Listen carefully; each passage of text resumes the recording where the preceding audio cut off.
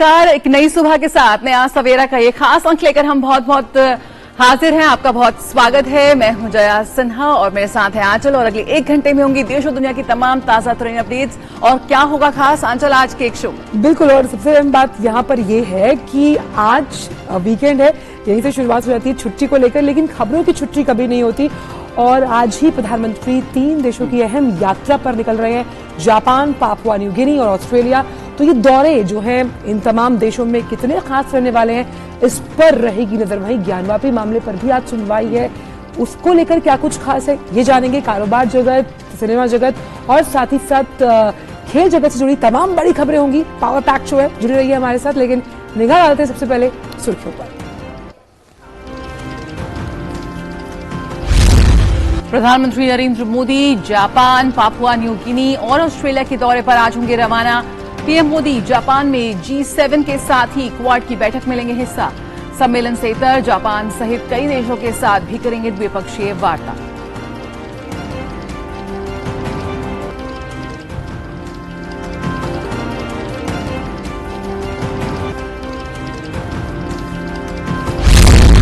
प्रधानमंत्री नरेंद्र मोदी 28 मई को नवनिर्मित संसद भवन राष्ट्र को करेंगे समर्पित। लोकसभा अध्यक्ष ने प्रधानमंत्री को नए संसद भवन के उद्घाटन के लिए किया आमंत्रित। प्रधानमंत्री ने 10 दिसंबर 2020 को नए भवन की रखी थी आधारशिला।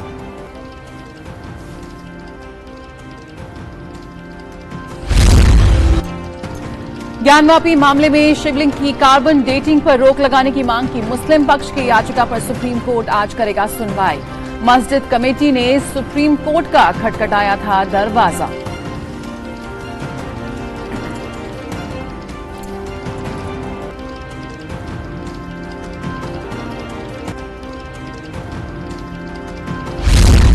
भारत ने हिंसा से जूझ रहे सूडान को मुहैया कराई चिकित्सक सामग्री। सूडान में भारतीय राजदूत ने अस्पतालों और मरीजों के लिए सौंपी 25 टन दवाएं। सूडान के सामाजिक विकास मंत्री ने कहा, वक्त पर पहुंचाई गई दवाएं मरीजों के लिए होंगी मददगार।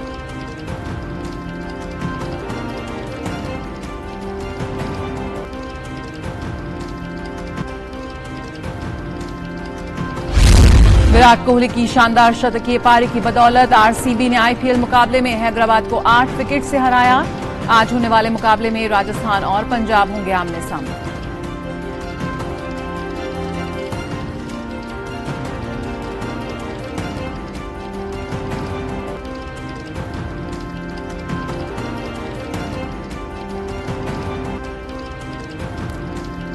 शोधाबाद के फ्रेंच ओपन विजेता राफेल नडाल ने चोट के चलते प्रतियोगिता से लिया नाम वापस।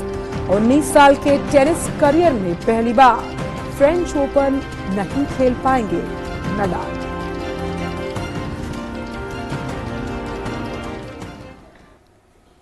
और आइए अब देख लेते हैं खबरों को विस्तार से। जी, और बात करते हैं प्रधानमंत्री की यात्रा को लेकर। तो प्रधानमंत्री आज 3 देशों जापान, पापुआ न्यू गिनी और ऑस्ट्रेलिया की यात्रा पर जाएंगे।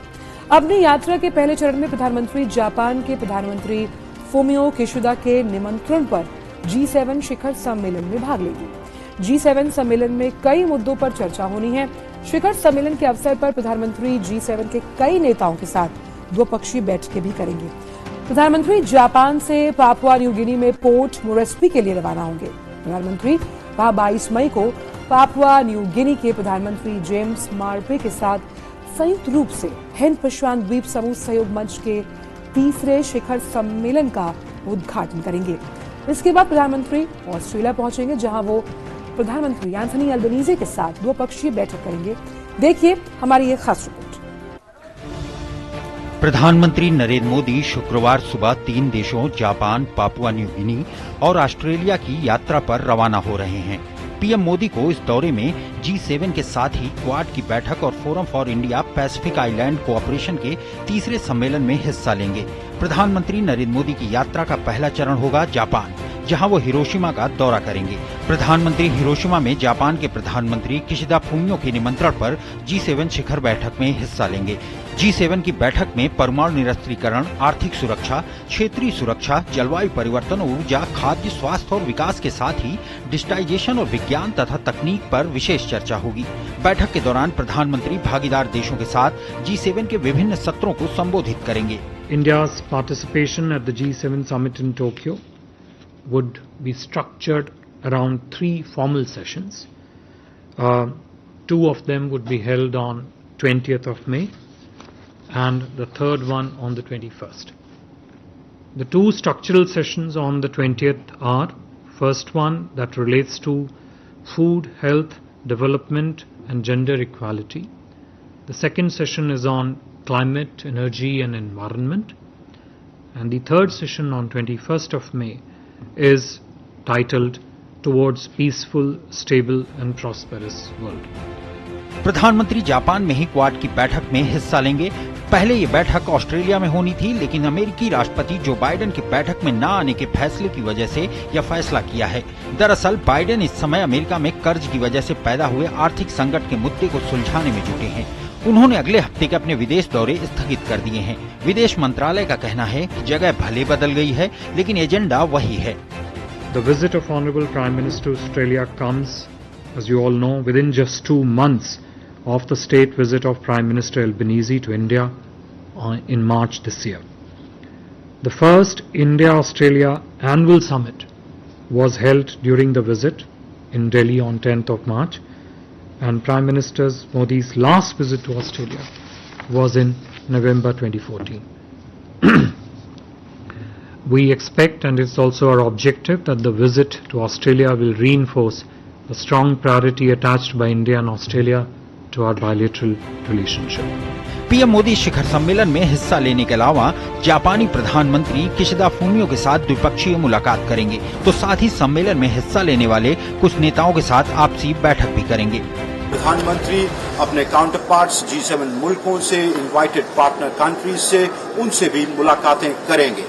G7 प्राइमरीली एक आर्थिक समूह के तौर पे शुरू हुआ था, पर अब ये इंक्रीजिंगली जो वैश्विक मुद्दे हैं, जैसे counter terrorism, development, global supply chains का रेस्टोरेशन, इन मुद्दों पर भी विचार विमर्श करता है।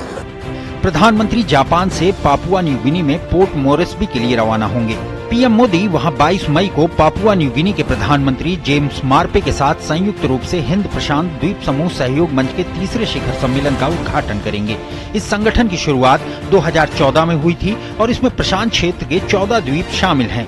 इसमें Fiji, Papua New Guinea, tonga, Samoa, Solomon, प्रायद्वीप जैसे देश शामिल हैं। PM Modi Papua New Guinea के प्रधानमंत्री जेम्स मारापे से द्विपक्षीय मुलाकात भी करेंगे। इसके बाद पीएम मोदी ऑस्ट्रेलिया पहुंचेंगे, जहां वो प्रधानमंत्री एंथनी अल्बनीसी के साथ बैठक करेंगे। प्रधानमंत्री ऑस्ट्रेलिया की विभिन्न कंपनियों के मुख्य कार्यकारी अधिकारियों और व्यापार प्रतिनिधियों से बातचीत करेंगे और वहां स्थित भारतीय समुदाय को संबोधित करेंगे। आर्थिक क्षेत्र हैं, मैरीटाइम डोमेन अवेयरनेस के क्षेत्र हैं, डेवलपमेंट कोऑपरेशन के क्षेत्र हैं, इंडो पैसिफिक में किस प्रकार से क्वाड देश अपना सहयोग और आगे बढ़ाएं, उससे संबंधित जो मुद्दे हैं, वो सारे के सारे मुद्दे अब जो है हिरोशिमा में, यदि इस क्वाड शिखर वार्ता का समय से आयोजन हो पाता है, तो उसमें वो पूरी तरह से डिस्कस किए जाएंगे। सिडनी में शिखर वार्ता का ना हो पाना और उसका अब हिरोशिमा में होना, वो एक प्रकार से वेन्यू में तो चेंज है, लेकिन जो सहयोग की जो मुख्य भूमिका है, उसकी जो पृष्ठभूमि है, उसके जो स्पेसिफिक एस्पेक्ट्स हैं, उसमें किसी भी प्रकार का कोई भी परिवर्तन जो है वो नहीं आएगा। कुल मिलाकर पीएम मोदी का ये दौरा न केवल क्वाड और G7 की बैठकों के लिहाज से, बल्कि जापान, अमेरिका और ऑस्ट्रेलिया जैसे देशों के साथ द्विपक्षीय संबंधों के लिहाज से अहम होगा। हिरोशिमा से अमृतपाल सिंह के साथ ब्यूरो रिपोर्ट, DD न्यूज। और हमारे 2 संवाददाता इस बड़ी खबर पर हमारे साथ जुड़ रहे हैं। राजेश राज हमारे साथ जुड़ रहे हैं पालम एयरपोर्ट से, और अमृतपाल हमारे साथ जुड़ेंगे हिरोशिमा से। राजेश, सबसे पहले आपके पास आना चाहेंगे। बहुत बहुत सुप्रभात। तो प्रधानमंत्री की इन 3 देशों की यात्रा आज से शुरू हो रही है। जब हम आर्थिक सशक्तिकरण, साझेदारी, रणनीतिक साझेदारी की बात करते हैं, मैरिटाइम सिक्योरिटी की बात करते हैं, तो ये जो यात्रा है इन 3 देशों की, कैसे इन तमाम मुद्दों को बल मिलने वाला है आने वाले भविष्य में इस यात्रा से?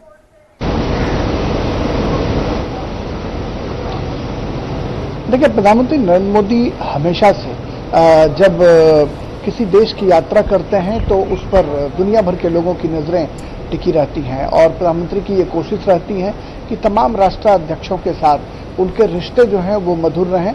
व्यक्तिगत रिश्ते जो हैं उसको मधुरता में बदलने के लिए भी पीएम मोदी जाने जाते हैं। और आपने देखा होगा कि जापान के जो पहले के जो राष्ट्राध्यक्ष थे या अन्य देशों के भी जो राष्ट्राध्यक्ष थे, उनके साथ उनके रिश्ते जो हैं काफी मधुर रहे हैं। और जापान की अगर बात करें तो जापान के हिरोशिमा में प्रधानमंत्री का जो ये बहुप्रतीक्षित दौरा जो है ये काफी महत्वपूर्ण इसलिए भी माना जा रहा है कि जो हिरोशिमा में जो बमबारी हुई थी कई वर्षों पूर्व, उसके बाद प्रधानमंत्री नरेंद्र मोदी जो हैं वो वहाँ पर जा रहे हैं। वहाँ पर उस हिरोशिमा में जाकर के वो वहाँ पर उस देश की यात्रा करेंगे। तो कहीं ना कहीं जो भारत के रिश्ते जिन देशों के साथ अच्छे रहे हैं उन रिश्तों को आगे बढ़ाने के लिए उसको परवान चढ़ाने की कोशिशें प्रधानमंत्री की रहती है। और जो पड़ोसी मुल्क हैं, आपने देखा होगा कि 2014 में जब उनकी पहली सरकार बनी थी तो उसमें शपथ ग्रहण के दौरान भी तमाम जो पड़ोसी देशों के जो पड़ोसी मुल्क के जो राष्ट्रीय अध्यक्ष थे उनको खास तौर पर आमंत्रित किया गया था। तो पड़ोसी के साथ रिश्ते अच्छे हों और जिन देशों के साथ रिश्ते पहले से मधुर रहे हैं उनको और परवान चढ़ाया जाए, इसके लिए प्रधानमंत्री जो है वो लगातार प्रयास करते हैं। और उनकी ये कोशिश रहती है कि तमाम देशों की यात्राओं के दौरान राष्ट्राध्यक्षों के साथ जो है वो बैठकें करें और देश की जो तमाम तरह की जो आंतरिक सुरक्षा की बात करें या फिर अन्य जो मुद्दे हैं उन मुद्दों को लेकर वो एक दूसरे के साथ अपने विचार को साझा करते हैं। बिल्कुल राजेश, जिस तरह से इस वक्त वैश्विक स्थिति है, एक सुरक्षा संकट इस वक्त पूरे विश्व में हम देख रहे हैं, ऐसे में हिरोशिमा में ये बैठक हो रही है तो अपने आप में एक प्रतीकात्मक संकेत भी है पूरे विश्व को कि युद्ध की किस तरह से तबाही होती है, क्या विभीषिका होती है। क्या आपको लगता है किस तरह से जो महत्वपूर्ण मुद्दे हम यहाँ पर बात कर रहे हैं, तो एक ये जो वैश्विक इस वक्त जो युद्ध चल रहा है रूस यूक्रेन का, वो सबसे ज्यादा एक अहम मुद्दा होने वाला है। यहाँ पर तमाम राष्ट्राध्यक्षों द्वारा जब बात होगी, चर्चा होगी, विचार विमर्श होगा। देखिए, जो जापान के जो प्रधानमंत्री हैं फूमियो किशिडा, वो हिरोशिमा से ही आते हैं और हिरोशिमा में ये बैठक हो रही है, G7 की जो बैठक वहाँ पर हो रही है, उस बैठक के सत्र को प्रधानमंत्री नरेंद्र मोदी जो हैं वो संबोधित करेंगे। और आपने बिल्कुल कहा कि जिस तरीके से दुनिया भर के मुल्कों में जो आंतरिक सुरक्षा का जो मसला है, वह मसला कहीं ना कहीं तमाम देशों के लिए एक बड़ी चुनौती है। और ऐसे में हिरोशिमा में G7 बैठक को संबोधित करना वह अपने आप में एक बड़ा संकेत और संदेश भी हम कह सकते हैं। और निश्चित तौर पर आंतरिक सुरक्षा के सवाल पर प्रधानमंत्री नरेंद्र मोदी का जो संबोधन होगा, उस संबोधन में हिरोशिमा में तमाम लोगों की नजरें जो है वो टिकी रहेंगी। और वहाँ के प्रधानमंत्री का वो चूंकि गृह जनपद है, तो ऐसे में हम जानते हैं कि हिरोशिमा में जिन चीजों को लेकर उसको याद किया जाता है, जो वहाँ बमबारी हुई और उसमें लाखों लोगों की जानें गई, वो सबसे ज्यादा अगर विक्टिम कोई देश रहा तो वो जापान रहा। और ऐसे में वहाँ पर G7 की बैठक को पीएम मोदी संबोधित करेंगे, जिसमें कहीं ना कहीं सुरक्षा जैसे मुद्दों पर कहीं ना कहीं लोग उनको सुनना चाहेंगे और सुरक्षा जैसे मुद्दों पर चर्चा होने के जो आसार हैं वो दिखाई पड़ते हैं। जी जी, तो साफ तौर पर आर्थिक संगठन के रूप में G7 की शुरुआत हुई थी, लेकिन अब जिस तरह से क्लाइमेट चेंज, परमाणु निरस्त्रीकरण, इन तमाम मुद्दों पर चर्चा संभव है। ये तमाम अहम मुद्दे हैं जो G7 देशों के सामने उबाए खड़े हैं। बहुत बहुत शुक्रिया राजेश इन तमाम जानकारियों को हमसे साझा करने के लिए। और फिलहाल यहाँ एक छोटे से ब्रेक के लिए जल्द हाजिर होते हैं। प्रधानमंत्री श्री नरेंद्र मोदी की अगुवाई में देश को खुले में शौच से मुक्त बनाने के लिए 2014 में आरंभ किया गया स्वच्छ भारत मिशन न केवल एक जन आंदोलन बना, बल्कि इसे विश्व की बड़ी व्यवहार परिवर्तन योजना का गौरव भी मिला। स्वच्छ भारत मिशन ग्रामीण की अपार सफलता के बाद जरूरत थी इस परिवर्तन को स्थायी बनाने की, और इस लक्ष्य को हासिल करने के लिए स्वच्छ भारत मिशन के दूसरे चरण यानी कि ODF+ की शुरुआत की गई। साथियों, खुले में शौच से मुक्ति के बाद अब दायित्व और बढ़ गया। देश को ODF के बाद ODF+ बनाने के लक्ष्य पर काम चल रहा है। अब हमें कचरे से कंचन बनाने का काम को तेज करना है। पूरे देश में ODF+ या संपूर्ण स्वच्छता पर खास ध्यान दिया जा रहा है। स्वच्छता केंद्रित जागरूकता अभियानों के द्वारा जन जन तक स्वच्छता की सीख, पेंटिंग और फिल्म मेकिंग जैसे नए और रोचक तरीकों से पहुंचाई जा रही है। देश में स्वच्छता संवाद कार्यक्रमों का आयोजन किया गया, जिनमें लोगों ने पूरे उत्साह के साथ हिस्सा लिया और प्लास्टिक कचरे से देश को मुक्त कराने की शपथ ली। जैविक कचरे के निपटान और उससे अतिरिक्त आमदनी पाने के बारे में भी लोगों को जागरूक किया जा रहा है, जिससे बड़ी संख्या में लोग गोबर धन योजना से जुड़ रहे हैं और गोबर से बायोगैस एवं जैविक खाद के उत्पादन को बढ़ावा मिल रहा है। जैविक और रिसाइक्लेबल कचरे को अलग रखने और उसके उपचार पर विशेष ध्यान दिया जा रहा है। ग्रे वाटर प्रबंधन के अंतर्गत लाखों की संख्या में सोख्ता गड्ढों का निर्माण किया जा रहा है। इसके अलावा पुराने एक गड्ढे वाले शौचालयों को रेट्रोफिट करके 2 सोख्ता गड्ढों वाले शौचालयों में बदला जा रहा है और मल प्रबंधन पर भी विशेष ध्यान दिया जा रहा है। देश भर में लोगों का उत्साह और जन भागीदारी इस बात का प्रमाण है कि आत्मनिर्भरता का ये मॉडल लोगों तक पहुंच रहा है और हमारे गांव ODF से ODF+ की ओर अग्रसर हो रहे हैं।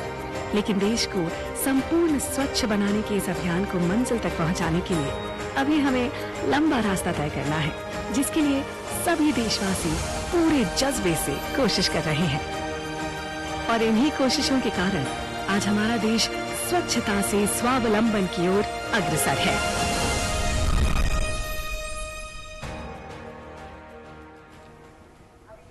अर्जुन, 10th में you made us really proud. अब आगे क्या सोचा है? पापा, मैंने IIT जाना है और इंजीनियर बनना है। थिंक IIT, थिंक विद्या मंदिर। ब्रेक के बाद सभी का स्वागत है और खबरों में आगे बढ़े। प्रधानमंत्री नरेंद्र मोदी 28 मई को नवनिर्मित संसद भवन राष्ट्र को समर्पित करेंगे। लोकसभा अध्यक्ष ओम बिरला ने गुरुवार को प्रधानमंत्री नरेंद्र मोदी से मुलाकात की और उन्हें नए संसद भवन के उद्घाटन के लिए आमंत्रित किया। नए संसद भवन का निर्माण कार्य अब पूरा हो गया है और नया भवन आत्मनिर्भर भारत की भावना का प्रतीक है। वर्तमान संसद भवन 1927 में बनकर तैयार हुआ था, जो अब लगभग 100 साल पुराना होने जा रहा है। इस भवन में वर्तमान आवश्यकताओं के अनुरूप स्थान की कमी महसूस की जा रही थी। दोनों सदनों में सांसदों के बैठने की सुविधाजनक व्यवस्था का भी अभाव था, जिससे सदस्यों की कार्यकुशलता प्रभावित हो रही थी। इस बात को ध्यान में रखते हुए लोकसभा और राज्यसभा दोनों ने प्रस्ताव पारित कर सरकार से संसद के लिए नई इमारत बनाने का आग्रह किया। 10 दिसंबर 2020 को प्रधानमंत्री ने संसद के नए भवन की आधारशिला रखी थी।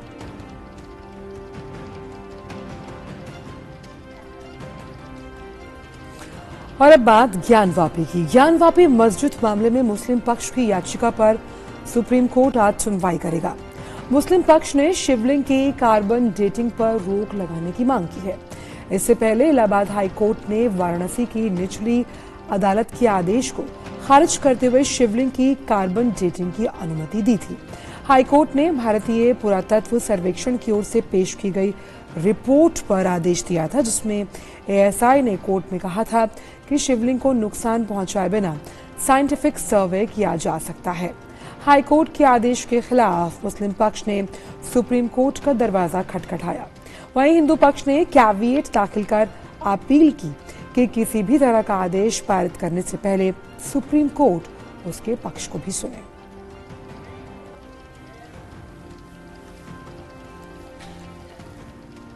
और केंद्रीय गृह मंत्री अमित शाह आज गृह मंत्रालय के वरिष्ठ अधिकारियों के चिंतन शिविर की अध्यक्षता करेंगे। चिंतन शिविर का उद्देश्य मंत्रालय के काम की समीक्षा करना और पीएम मोदी के विजन 2047 को लागू करने के लिए एक कार्य योजना तैयार करना है।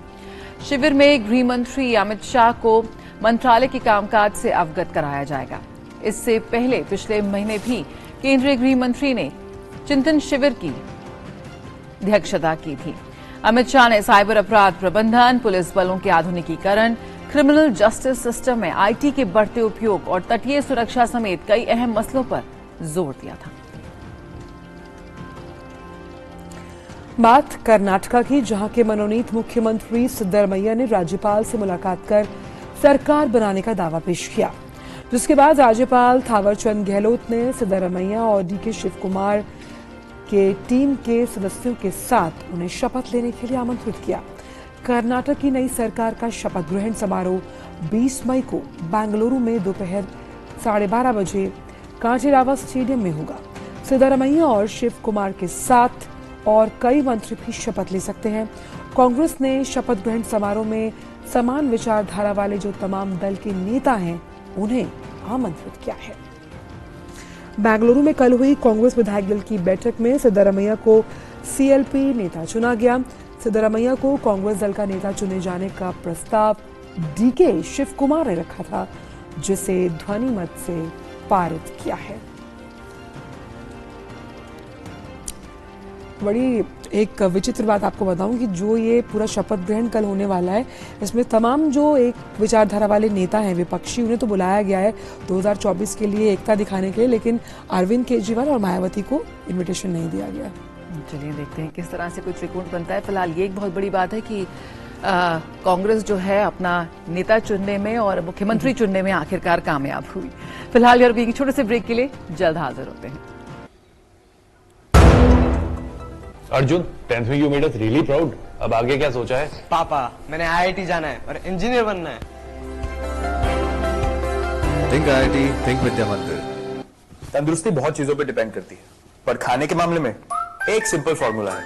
बस यूं समझिए कि प्लस और माइनस का खेल है। देखिए, आटा, चावल, तेल, दूध और नमक खरीदते समय प्लस F के निशान को चुनिए। ये फोर्टिफाइड फूड्स हैं जिनसे आपको संपूर्ण पोषण मिलेगा। और खाने में घी, तेल, नमक और चीनी को कीजिए थोड़ा माइनस, तो प्लस है और थोड़ा कम है ना। Simple. Eat right, stay fit, तभी इंडिया सुपर हिट।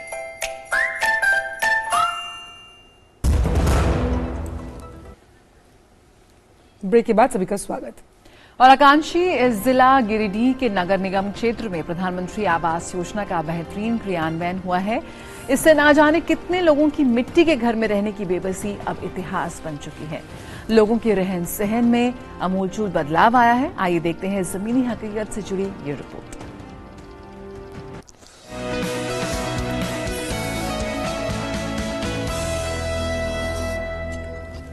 गिरिडीह नगर निगम अंतर्गत लखारी मोहल्ला की लता देवी और पूजा के चेहरों पर आज रौनक है। इनकी जिंदगी पहले ऐसी नहीं थी। बरसात और ठंड में वो बच्चों के साथ घर के एक कोने में रहने को मजबूर थीं। मगर प्रधानमंत्री आवास योजना की बदौलत आज उनकी ये बेबसी इतिहास बन चुकी है। आज इनके पास खुद का पक्का मकान है। पहले माटी के घर दल का सरकार पका के घर दे आवाज रहिए पानी का दे माटी घर वाला पानी तनी चुवेला पानी रह के बचा रह के आखे लिए पानी चुवेला घर पे माटी के घर वाला सरकार दल का पका के घर अब ठीक से रहिए बचा लेके। मिट्टी और खपड़ेल के मकान में रहने वाली ये महिलाएं प्रधानमंत्री आवास योजना का लाभ मिलने से बेहद खुश हैं। घर अभी पूरी तरह से तैयार भी नहीं हुआ है, लेकिन इन्होंने रहना भी शुरू कर दिया है।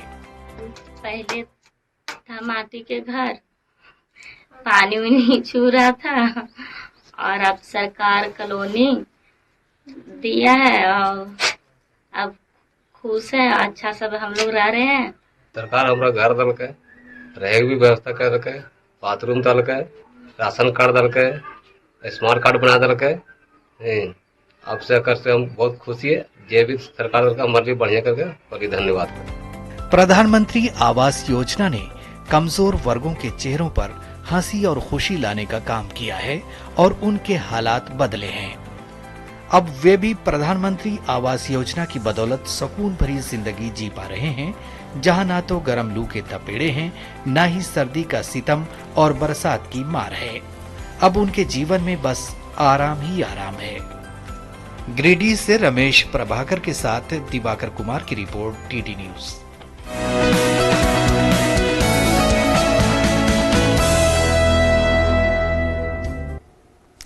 तो जमीनी स्तर पर अपने प्रयासों से सामाजिक बदलाव ला रहे देश के सामान्य जन, जिन्हें पद्म पुरस्कार प्रदान किया गया है, ऐसे विशेष लोगों के बारे में हम और आप कम ही जानते हैं। इनके जीवन संघर्षों को देशवासियों तक पहुंचाने का बीड़ा उठाया है डीडी न्यूज ने, और हमने शुरू की है विशेष श्रृंखला हमारे पद्म। आज हम आपको बता रहे हैं पशुओं के लिए समर्पित भाव से काम करने वाले प्रोफेसर डॉक्टर महेंद्र पाल के बारे में, जिन्होंने पशुओं को होने वाली विभिन्न जो बीमारियां हैं उसमें फंगस की भूमिका को लेकर विस्तार से अध्ययन किया और उसका समाधान भी दिया है। देखिए हमारी ये खास रिपोर्ट।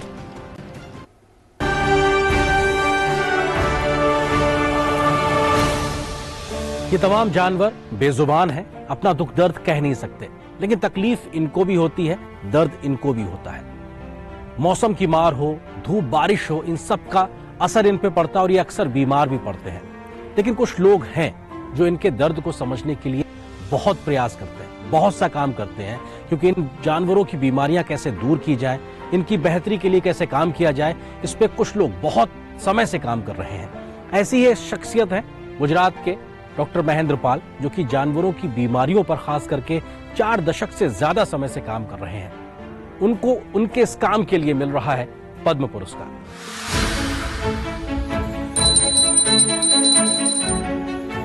पशुओं के लिए समर्पित भाव से काम करने वाले प्रोफेसर डॉक्टर महेंद्र पाल एक जाने माने वैज्ञानिक और प्रतिष्ठित शिक्षाविद हैं, जिन्हें पशु चिकित्सा विज्ञान के क्षेत्र में अनुसंधान, शिक्षण, रोग जांच, योजना और प्रशासन का करीब 50 वर्षों का अनुभव है। डॉक्टर पाल ने मुख्य रूप से पशुओं को होने वाली विभिन्न बीमारियों में फंगस की भूमिका को लेकर विस्तार से अध्ययन किया और उसका समाधान भी दिया। क्योंकि मैं 1970 से साइंस के फील्ड में ही काम कर रहा हूँ। ईश्वर की कृपा से हमने 720 के करीब पेपर जो हैं वो इंटरनेशनल और नेशनल दोनों ही जर्नल में हमने वो पब्लिश किए, और 8 किताबें मैंने लिखी। उनमें से एक किताब यह है वेटरनरी एंड मेडिकल माइकोलॉजी, जो कि अपने Indian council of agriculture research, ministry of agriculture, new Delhi से छपी।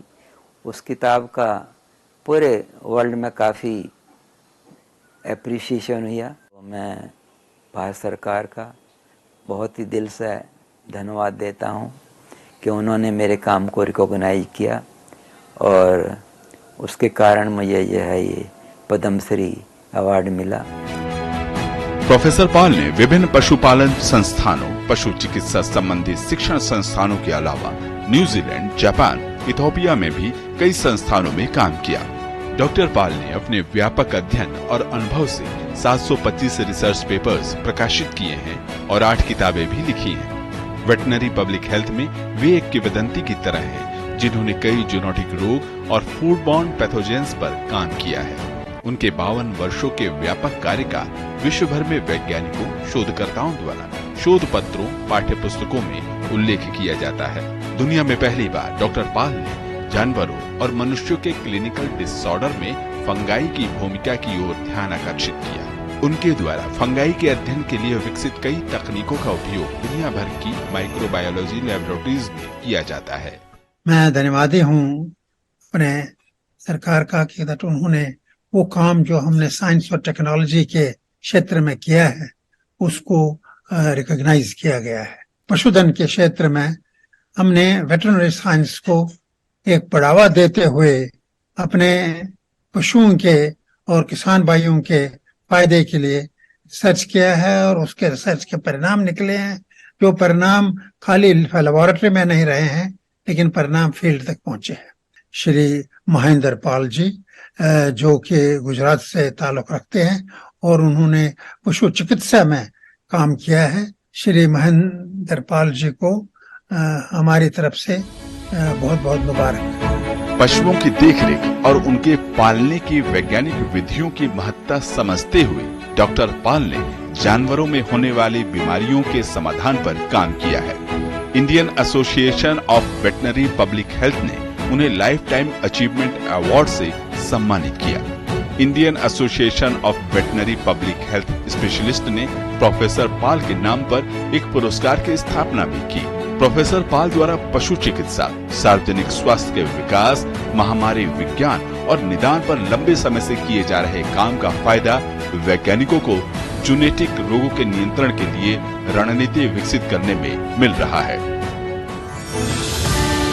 इस क्षेत्र में अतुलनीय योगदान के लिए प्रोफेसर डॉक्टर महेंद्र पाल को साइंस और इंजीनियरिंग के क्षेत्र में पद्मश्री पुरस्कार के लिए बहुत बहुत बधाई।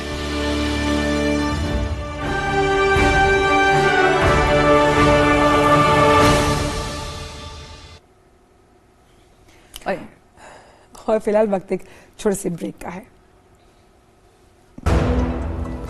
अर्जुन, 10th में you made us really proud. अब आगे क्या सोचा है? पापा, मैंने IIT जाना है और इंजीनियर बनना है। थिंक IIT, थिंक विद्या मंदिर। हर दिन, हर पल बनती खबरें, बदलती दुनिया, हम लेकर आते हैं आपके लिए बड़ी खबरें, संपूर्ण कवरेज, ताकि आप रहें खबरों के बीच हमारे साथ। मिड डे प्राइम हिंदी सोमवार से शुक्रवार दोपहर 1 बजे सिर्फ DD न्यूज पर।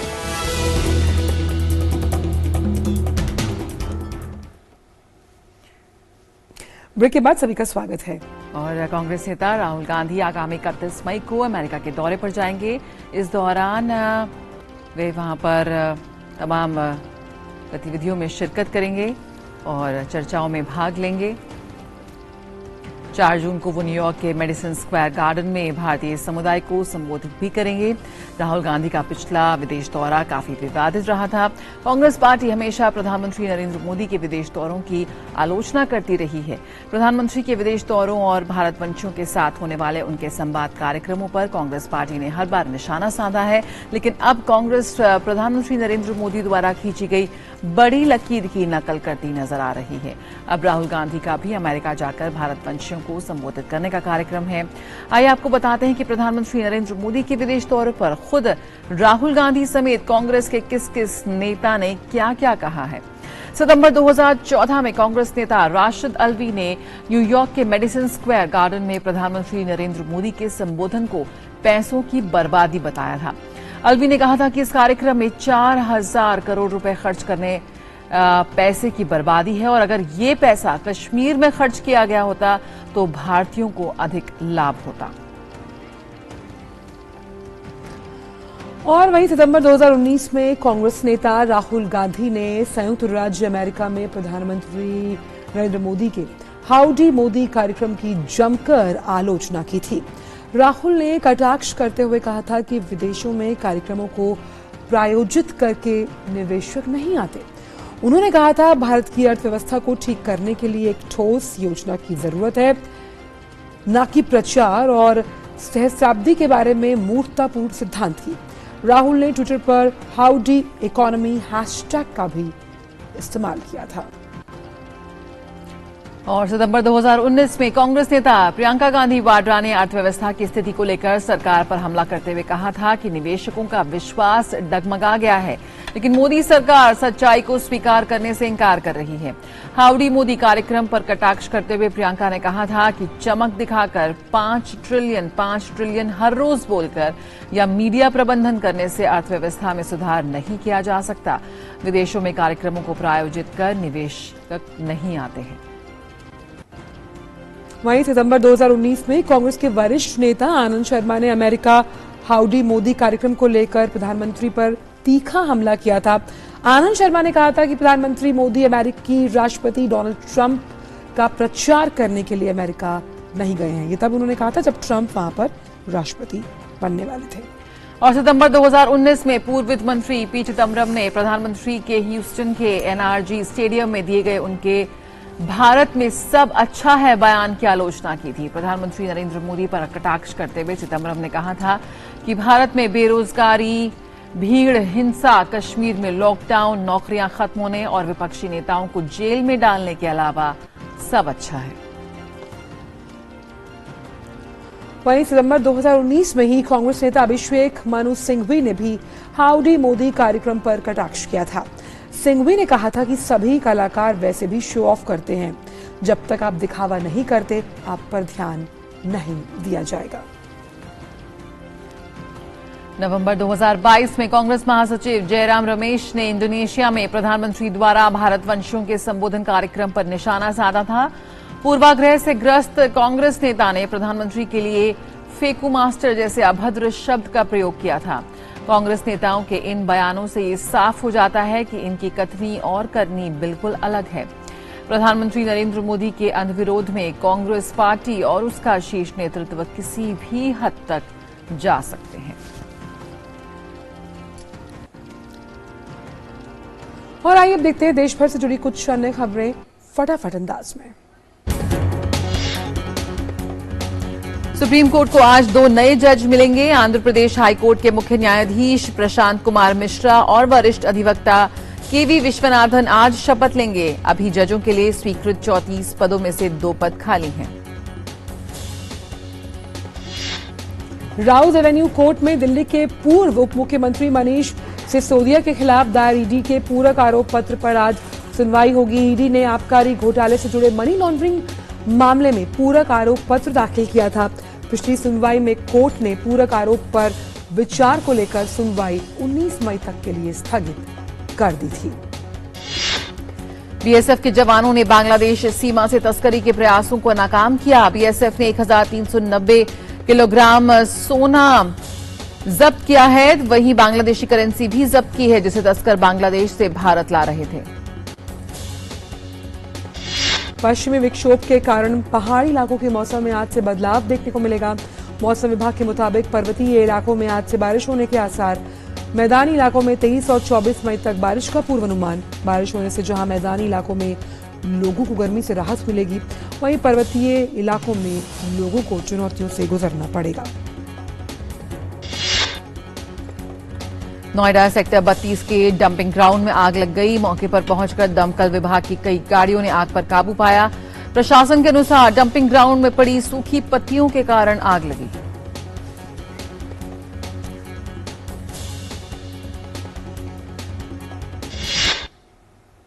और अब जानते हैं दुनिया भर से जुड़ी कुछ खास खबरें फटाफट अंदाज में।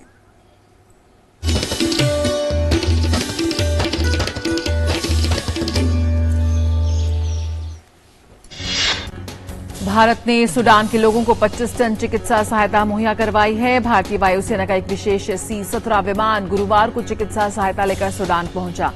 सूडान में भारत के राजदूत BS मुबारक ने सूडान के गवर्नर फथला अलहास अहमद और सामाजिक विकास मंत्री अहमद अदम बखीत को ये चिकित्सा। इस मौके पर गवर्नर मुबारक ने सहायता के लिए भारत का आभार जताया। अर्जेंटीना में महंगाई और अस्थिर आर्थिक हालात के कारण लोगों का सरकार के खिलाफ विरोध प्रदर्शन बढ़ता जा रहा है। प्रदर्शनकारियों ने रोजगार की मांग को लेकर भी अपना विरोध जताया। प्रदर्शनकारियों ने सामाजिक विकास मंत्रालय तक मार्च निकाला। देश में सूखे के कारण अनाज की पैदावार में कमी आई। अर्जेंटीना इस समय मुद्रा संकट के साथ उच्च महंगाई दर से भी जूझ रहा है।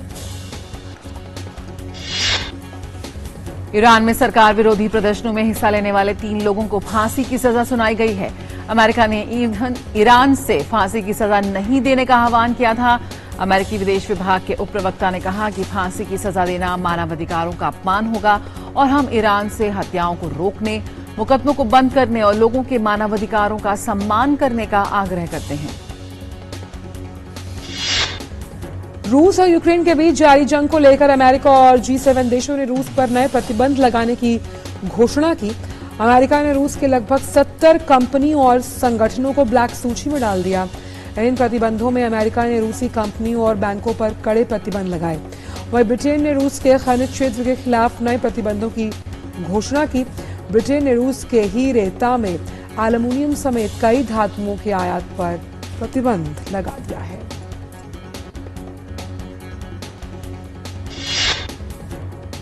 और फिलहाल यहाँ एक छोटे से ब्रेक के लिए जल्द हाजिर होते हैं। अर्जुन 10th में you made us really proud. अब आगे क्या सोचा है? पापा मैंने IIT जाना है और इंजीनियर बनना है। थिंक IIT, थिंक विद्या मंदिर। ब्रेक के बाद सभी का स्वागत। डालते हैं कारोबार जगत से जुड़ी खबरों पर नजर फटाफट अंदाज में।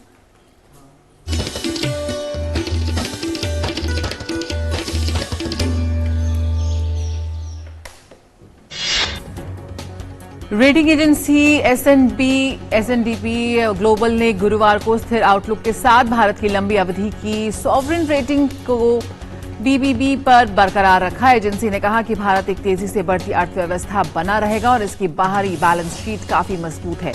निवेश और उपभोक्ताओं की संख्या में वृद्धि अगले 3 से 4 वर्षों में ठोस विकास की संभावनाओं को मजबूत करेगी। चुनौतीपूर्ण वैश्विक स्थिति में भारत की अर्थव्यवस्था का प्रदर्शन अच्छा है। हमारा अनुमान है कि मजबूत आर्थिक बुनियाद से अगले 2-3 साल वृद्धि को बढ़ावा मिलेगा। क्रेडिट कार्ड का विदेश में इस्तेमाल करना महंगा होने वाला है। 1 जुलाई से इस पर 20% टैक्स कलेक्टेड एट सोर्स यानी TCS लगेगा। केंद्र सरकार ने 16 मई को फॉरेन एक्सचेंज मैनेजमेंट एक्ट के तहत नियमों में संशोधन किया। इस संशोधन के बाद इंटरनेशनल क्रेडिट कार्ड का भारत से बाहर इस्तेमाल लिबरलाइज्ड रेमिटेंस स्कीम यानी LRS के तहत आ जाएगा। सरकार ने कहा कि RBI के परामर्श से ऐसा किया गया है। इस बदलाव के बाद क्रेडिट कार्ड का इस्तेमाल कम हो सकता है। GST नेटवर्क पोर्टल पर पंजीकृत कारोबारियों के लिए दुकान, औद्योगिक इकाई या फिर अपने कार्यालय के बाहर बोर्ड पर GST नंबर प्रदर्शन करना जरूरी है। ऐसा नहीं करने पर कारोबारी से 50,000 रुपए तक का जुर्माना वसूला जा सकता है। पिछले 16 मई से केंद्रीय अप्रत्यक्ष कर व सीमा शुल्क बोर्ड की तरफ से GST वेरिफिकेशन के लिए सघन अभियान चलाया जा रहा है। इस अभियान के तहत CBIC के अधिकारी सभी कारोबारियों से GST नंबर प्रदर्शन नियम को सख्ती से लागू करने की हिदायत दे रहे हैं। सेबी ने भगौड़े कारोबारी मेहुल चोकसी को गीतांजलि जेम्स लिमिटेड के शेयर्स के धोखाधड़ी से संबंधित एक मामले में गुरुवार को नोटिस भेजते हुए उसमें 5 करोड़ से ज्यादा की मांग की है। साथ ही सेबी ने 15 दिनों के भीतर पैसों का भुगतान नहीं करने पर गिरफ्तारी और संपत्ति के साथ जो बैंक के खाते हैं उसको लेकर कुर्की की चेतावनी दी गई है मेहुल चोकसी को। तो देखते हैं कि उनकी तरफ से क्या जवाब आता है। लेकिन फिलहाल वक्त एक छोटे से ब्रेक का है नया सवेरा में। आज के अंक में हम बात करने वाले हैं जंगल की आग की। जंगल की आग से हमें क्या दीर्घकालीन नुकसान होते हैं? क्लाइमेट चेंज में ये एक बहुत बड़ा अहम रोल प्ले करता है फॉरेस्ट फायर को मिटिगेट। बिल्कुल ऐसा माना जा रहा है कि आग है जंगल की ये बढ़ गई है संख्या। प्री फायर अलर्ट भेजा जाता है, राज्य सरकार के नोडल अधिकारी को भेजते हैं हम लोग, वो उसका एनालिसिस करके दे further pass on the information to field functionaries to remain in alert and take mitigative preventive actions. बहुत इम्पोर्टेंट है कि आग की डायरेक्शन के बारे में पता होना चाहिए। विंड डायरेक्शन क्या है? विंड डायरेक्शन है तो उस तरफ बिल्कुल ना जाए, आग उसी तरफ आएगी।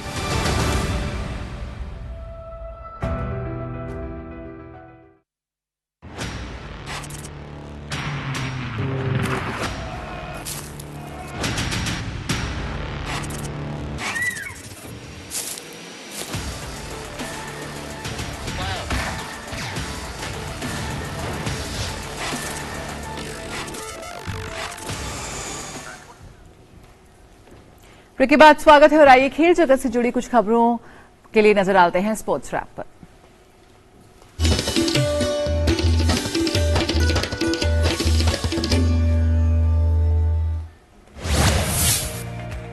गुरुवार को खेले गए IPL के एक मुकाबले में रॉयल चैलेंजर्स बेंगलुरु ने सनराइजर्स हैदराबाद को 8 विकेट से हरा दिया।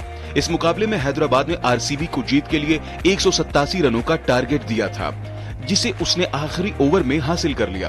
हैदराबाद की ओर से हेनरी क्लासे ने शतकीय पारी खेली। RCB की जीत के हीरो विराट कोहली रहे, जिन्होंने शानदार शतकीय पारी खेली। कोहली के IPL करियर का यह 6वां शतक रहा। कोहली ने सबसे ज्यादा शतक लगाने के मामले में क्रिस गेल की भी बराबरी कर ली है। IPL के आज के मुकाबले में राजस्थान रॉयल्स और पंजाब किंग्स के बीच धर्मशाला में खेला जाएगा। पंजाब किंग्स को पिछले मुकाबले में दिल्ली कैपिटल्स के खिलाफ 15 रनों से हार झेलनी पड़ी थी। वहीं राजस्थान रॉयल्स को पिछले मुकाबले में रॉयल चैलेंजर्स बेंगलोर के खिलाफ 112 रनों से हार झेलनी पड़ी थी। राजस्थान रॉयल्स इस वक्त पॉइंट्स टेबल में 12 अंकों के साथ छठे और पंजाब किंग्स 12 अंकों के साथ 8वें पायदान पर है।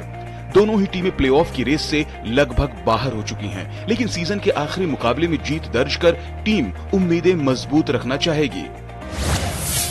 दुनिया के पूर्व नंबर 1 खिलाड़ी राफेल नडाल ने चोट के कारण फ्रेंच ओपन से हटने का फैसला किया है। उन्हें उम्मीद है कि 2024 उनके पेशेवर करियर का अंतिम सत्र होगा। Clay court grand slam tournament French open में रिकॉर्ड 14 खिताब जीतने वाले नडाल 2005 में इस टूर्नामेंट में पदार्पण के बाद पहली बार इसमें नहीं खेल पाएंगे। नडाल ने फ्रेंच ओपन में 18 बार हिस्सा लेते हुए 112 मैच जीते हैं और उन्हें सिर्फ 3 बार हार का सामना करना पड़ा है, जो किसी भी एक ग्रैंड स्लैम में महिला और पुरुष वर्ग में विश्व रिकॉर्ड है। वेस्ट हैम यूनाइटेड ने यूरोपा कॉन्फ्रेंस लीग सेमीफाइनल में एज अल कमार को मात देकर फाइनल में प्रवेश कर लिया है। वेस्ट हैम 1976 के बाद अपने पहले बड़े यूरोपीय फाइनल में पहुंचा है। वेस्ट हैम ने पहले लेग में 2-1 से जीत दर्ज की, वहीं दूसरे चरण में 1-0 से हराया। वेस्ट हैम का सामना फियोरेंटीना से होगा, जिन्होंने दूसरे सेमीफाइनल में बासिल को हराया था। 1980 FA कप उठाने के बाद से हैमर्स अपनी पहली बड़ी ट्रॉफी उठाने की उम्मीद कर रहे हैं। वहीं वे 1999 इंटर टोटो कप की 3 विजेताओं में से एक थे। प्रीमियर लीग में देर रात खेले गए एक मुकाबले में न्यूकैसल यूनाइटेड ने ब्राइटन को 4-1 से हरा दिया है। इस जीत ने न्यूकैसल को पहली बार चैंपियंस लीग में वापसी के मुहाने पर खड़ा कर दिया है। गौरतलब है कि 2003-04 में क्वालिफाइंग चरण में बाहर हो गए थे।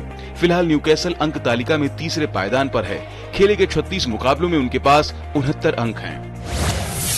6 बार के विजेता सेविया सेमीफाइनल के दूसरे चरण में यूवेंटस पर अतिरिक्त समय में जीत के बाद 7वें यूरोपा लीग फाइनल में पहुंच गए हैं। पहले चरण में 1-1 से बराबर रहने के बाद दूसरे लेग में यूवेंटस ने पहला गोल दागा, लेकिन सेविया ने पलटवार करते हुए 2 गोल कर मैच पर अपनी पकड़ मजबूत कर ली। लिवरपूल के मैनेजर यॉर्गन क्लॉप पर अप्रैल में टोटेनहम पर अपनी टीम की 4-3 की जीत के बाद रेफरी पॉल टियर्नी के बारे में की गई टिप्पणियों के लिए 2 मैचों का प्रतिबंध लगा है। इसका मतलब है कि यॉर्गन क्लॉप रविवार को एनफील्ड में एस्टन विला के खिलाफ होने वाले मैच में टीम का हिस्सा नहीं बन पाएंगे। अनुचित आचरण को स्वीकार करने और टिप्पणी करने के लिए खेद व्यक्त करने पर उन्हें 75,000 पाउंड का जुर्माना भी देना होगा। Sports desk, DD news. तो जापान के हिरोशिमा में होने वाली है G7 बैठक और प्रधानमंत्री इसके लिए रवाना हो रहे हैं राजधानी दिल्ली से। अमृतपाल इस वक्त हमारे साथ हिरोशिमा से जुड़ रहे हैं। आइए सीधे रुख करते हैं अमृतपाल का। अमृतपाल, सबसे पहले आपसे यही जानना चाहेंगे, तमाम राष्ट्र जो अध्यक्ष हैं वो G7 के लिए वहां इकट्ठा हो रहे हैं और बेहद महत्वपूर्ण ये दौरा माने जा रहा है। क्या कुछ तैयारियां आप देख रहे हैं इस वक्त जो वैश्विक मंच पर जो तमाम तरह के मुद्दे इस वक्त चल रहे हैं? एक सुरक्षा का संकट एक बड़ा मुद्दा है और जिसके साये में ये G7 बैठक हो रही है। क्या लगता है आपको? एक तो हिरोशिमा में होना एक तरह का प्रतीकात्मक संकेत भी है इस पूरे बैठक के लिए। जी बिल्कुल संकेत है हिरोशिमा में करना। जापान का ये डिसीजन कि ये G7 समिट हिरोशिमा में की जाए, क्योंकि ये वो जगह है जहां विश्व का पहला एटॉमिक बॉम्ब गिरा था। और आज सुबह जब राष्ट्राध्यक्ष वहां पीस मेमोरियल पार्क एक जगह है जहां पर हिरोशिमा के जो विक्टिम्स के लिए एक मेमोरियल बनाया है, फ्लेम जलती है, उनका भी है जो उस वक्त मरे थे उनको किया गया था। तो एक एटॉमिक डोम करके जगह है वहां की, यहाँ की बिल्डिंग करती थी जो खास बिजनेस सेंटर था, तो उस पर जब बॉम्ब मिला था तो उसका एक टूटा स्ट्रक्चर वहां अभी भी मौजूद है। तो ये लीडर्स वहां गए थे, इंक्लूडिंग यूएस प्रेसिडेंट, अमेरिकी राष्ट्रपति जो बाइडेन और यूएस फर्स्ट लेडी। पर ये संकेत थी कि जापान देना चाह रहा है, पर हम जानते हैं कि न्यूक्लियर डिसआर्मामेंट पे क्या पोजीशंस हैं मुल्कों की, इंक्लूडिंग P5 की के एक कट ऑफ डेट से पहले वाले लोग न्यूक्लियर बॉम्ब्स या न्यूक्लियर वेपन्स रख सकते हैं, उसके बाद वाले नहीं रख सकते। जब अमेरिका को पूछा गया था एक पॉइंटेड सवाल व्हाइट हाउस को कि क्या आप माफी मांगेंगे हिरोशिमा के बॉम्ब के लिए या नागासाकी के बॉम्ब के लिए, तो उनका सीधा जवाब था नहीं, नो। सो वो डिविजन्स हैं, तभी भारत भी न्यूक्लियर वेपन्स रखता है, भारत भी आ रहा है, भारत नहीं मानता एनपीटी को, कहता है डिस्क्रिमिनेटरी है। तो ये न्यूक्लियर वेपन कंट्रीज आ रहे हैं, हिरोशिमा मेमोरियल पार्क जाएंगे, रीत रखेंगे, सब श्रद्धांजलि देंगे और कहेंगे कि हाँ न्यूक्लियर वेपन्स नहीं हो पर न्यूक्लियर वेपन्स रहेंगे। तो ये तो संकेत की रही बात। यही तो और अमित, यही तो कूटनीति होती है। अब यहाँ पर अगर रिश्तों के समीकरणों को समझने की कोशिश की जाए तो भारत और रूस के रिश्ते बहुत अच्छे हैं, लेकिन अगर हम जापान और रूस की बात की जाए तो यहाँ पर थोड़ी खटास है। और अब ये जो बैठक है वो रूस यूक्रेन जो युद्ध के परिदृश्य में हो रही है, उस लिहाज से जब हम बात करते हैं वर्ल्ड सप्लाई चेन को लेकर, हम बात कर रहे हैं फूड सिक्योरिटी की, हालांकि आर्थिक संगठन से बढ़कर अब तमाम अन्य मुद्दों पर भी फोकस करता है, हम क्लाइमेट चेंज की बात करते हैं, तो यहां पर तमाम ये वर्ल्ड लीडर्स क्या कुछ कह सकते हैं, क्या कुछ कर सकते हैं आने वाली पीढ़ियों के लिए। चलें, आपने पूछा कि बाकी के मुद्दे, कूटनीति वाले आपके कमेंट पे मैं एक छोटी सी बात कह दूं, डबल स्पीक है, कूटनीति कोई नहीं है। अंचल, आपने दूसरी बात कही रशिया यूक्रेन, बिल्कुल ये बड़ा इंपॉर्टेंट मुद्दा है। इंडो पैसिफिक, चाइना का अग्रेशन, आज मीटिंग G7 की समिट शुरू हो रही है, उससे पहले ही जिस तरह की यहां से स्वर निकल रहे हैं कि you'll burn yourself, you're playing with fire, unilateral aggression shall not be tolerated, China के संदर्भ में। तो क्लियरली चाइना जिसे अंग्रेजी में कहते हैं will be the elephant in the room, Indo Pacific की सिक्योरिटी, इंडो पैसिफिक में कोऑपरेशन, ये एक बड़ा मुद्दा रहेगा। चाइना का यूनिलैटरलिज्म एक बड़ा मुद्दा रहेगा। क्वाड की भी लीडर्स की भी मीटिंग हो रही है, इसके साइड लाइन्स पे उनका focus clearly free, inclusive, open Indo Pacific रहेगा। हाँ, दूसरे मुद्दे जैसे आपने कहे आउटरीच सेशंस, 3 आउटरीच सेशंस हैं जिसमें प्रधानमंत्री मोदी भाग लेंगे। एक जैसे आपने बताया कि क्लाइमेट चेंज को लेके है, सस्टेनेबल डेवलपमेंट को लेके है, एनवायरनमेंट को लेके है।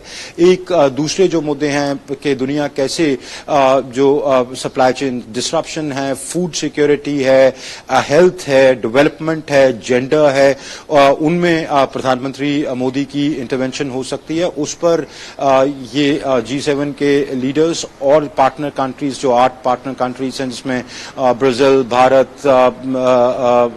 Korea, Vietnam, Australia, Comoros, Cook Islands वगैरह जैसे मुल्क हैं, और international organisation, invite international organisations हैं, WHO, WTO, UN, IAEA, तो ये सब लोग, IMF, वर्ल्ड बैंक, तो ये सब लोग रहेंगे। तो इकोनॉमिक मुद्दों के अलावा सिक्योरिटी, काउंटर टेररिज्म, डेवलपमेंट और विश्व कैसे एक कोलेक्टिव एफर्ट, या कम से कम ये वाले मुल्क जो यहाँ मिल रहे हैं एक कोलेक्टिव एफर्ट लगा पाएं एक मोर स्टेबल, प्रॉस्परस और पीसफुल वर्ल्ड ऑर्डर के लिए। अमित, हमने आपकी रिपोर्ट देखी थी जिसमें आपने जो हिरोशिमा बॉम्ब अटैक के सर्वाइवर हैं उनसे बात की। जब आपने उनसे बात की, क्योंकि ये जानना बहुत जरूरी है, किस तरह का अनुभव आपने उनसे साझा किया, क्योंकि आप जिस तरह की बात कर रहे हैं कि हथियारों को कम से कम रखा जाए, हर देश ऐसा करे, और जापान ने बहुत जल्दी प्रगति की है। जो हाल जापान का उस वक्त था 1945 में जब बॉम्ब गिराए गए थे, क्या आपने समझा और किस तरह का अनुभव रहा उनसे बात करके? देखिए, उनको मिलना तो बड़ा ही दुखदायक होता है। उनकी जो हॉरर्स हैं वो बड़े हार्ट रेंचिंग होते हैं। पीस मेमोरियल में एक म्यूजियम है, ऑडियो विजुअल म्यूजियम। मैं आपको अपना पर्सनल एक्सपीरियंस बताऊं, उसको घूमने के लिए आपको करीब 1.5 से 2 घंटे चाहिए। मैं उसके अंदर गया, मैं 10 मिनट में बाहर आ गया। वो इतना हार्ट रेंचिंग था। मैं 10 मिनट के आगे उस म्यूजियम में रुक ही नहीं सका। वो हॉरिफिक इमेजेस है, वो कैटास्ट्रफी थी। 6 अगस्त 1945 में जो हुआ वो होना ही नहीं चाहिए था, तो दोबारा भी नहीं होना चाहिए। तो तभी आप देखते हैं कि इनकी इतनी सेंसिटिविटीज हैं उसको लेके, क्योंकि लिविंग हॉरर स्टोरीज हैं। ऑलमोस्ट एक जनरेशन जिनसे मैंने कल बात की, कोबोतो सान, वो तब 3 बरस के थे, अब वो 80 के हैं। वो कहते हैं कि मेरे को याद नहीं, पर उसके बाद मैं उसी में ही जिया हूं, मेरी सारी जिंदगी उसी में ही निकली है, क्योंकि उसके जो आफ्टर इफेक्ट्स हैं उस जनरेशन को हुए, अगली जनरेशन तक न्यूक्लियर रेडिएशन पहुंची। आज भी हम देख रहे हैं जो लोग अफेक्टेड थे 2-3 जनरेशन तक रेडिएशन ट्रैवल तो ये मान लेते हैं ना कि अमित डिसआर्मामेंट पर खाली बात ना हो, उस पर कहीं ना कहीं एक यथार्थ के धरातल से चलता हुआ कुछ ठोस हो, इसकी उम्मीद हम जरूर लगाकर बैठेंगे आपके साथ इस G7 से। समय कम है, आपसे लगातार अब तो चर्चा होती ही रहेगी, क्योंकि प्रधानमंत्री की 3 देशों की यात्रा आज से शुरू हो रही है। बहुत बहुत शुक्रिया अमित, इतने बेहतरीन तरीके से इन तमाम जानकारियों को हमसे साझा करने के लिए। और आइए अब हम मौसम का हाल जान लेते हैं।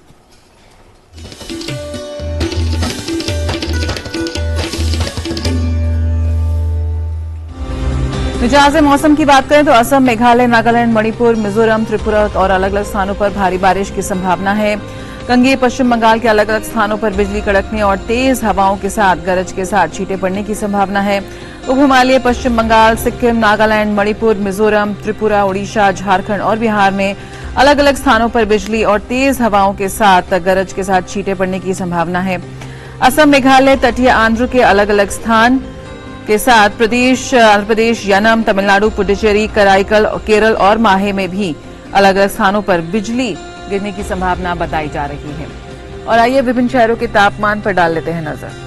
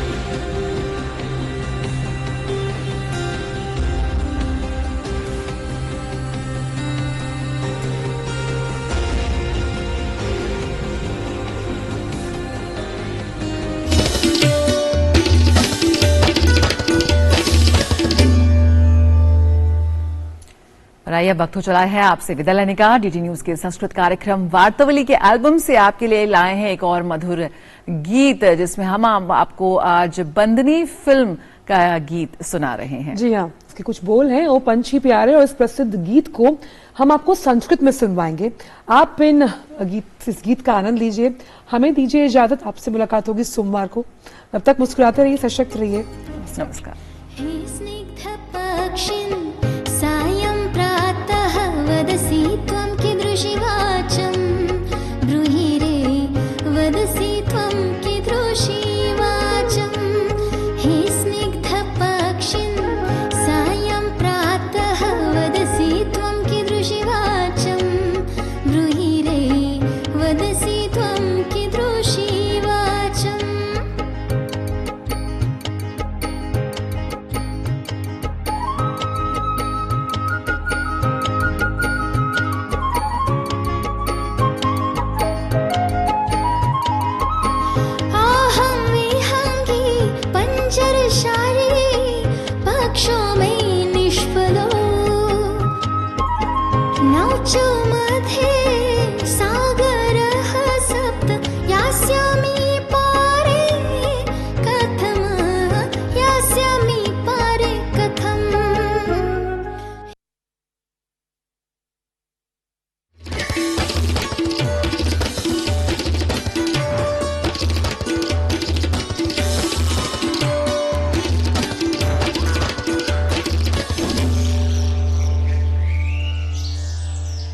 नया सवेरा के प्रायोजक थे LIC, हर पल आपके साथ, और वंडर सीमेंट, जब दिल में हो जज्बात तभी होती है एक परफेक्ट शुरुआत।